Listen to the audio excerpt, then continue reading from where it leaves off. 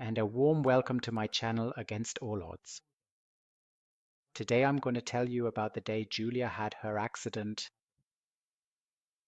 and everything had been so wonderful. We had met each other, had some really beautiful vacations. We visited the Wartburg. We went to Seville, Barcelona, Madrid, Rome, and the Vatican. We visited Ludwig's castles down in the Allgäu. It was amazing. It was absolutely beautiful. 8 months after we met, we bought our own house. The wedding was planned. Julia was pregnant.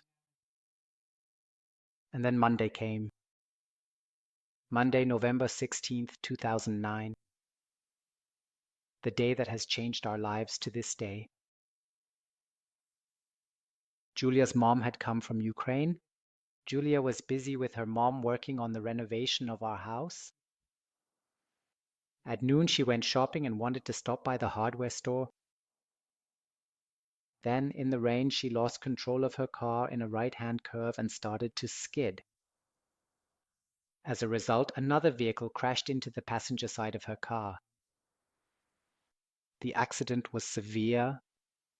Julia hit her head against the B-pillar. In the process, her occipital bone broke at the back of her head.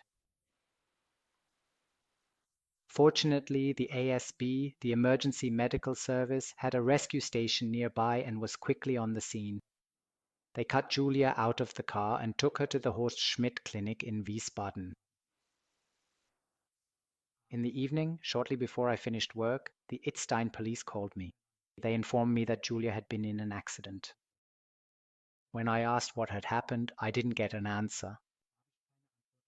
This is when I should have started to realize what was going on. I quickly packed up my things, drove to the Horst Schmidt Clinic. It was maybe a 10-minute drive. When I arrived, I asked at the information desk where my girlfriend Julia was. They told me she was in the neurological intensive care unit. Even then, it still didn't dawn on me what could have happened. Then I went up to the first floor and entered the waiting room. I was alone there.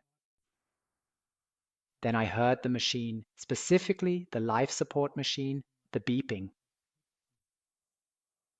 That's when I realized what had happened. It didn't take long after that. Then the doctors called me in and brought me to the waiting room. They took me to Julia. There was Julia lying there.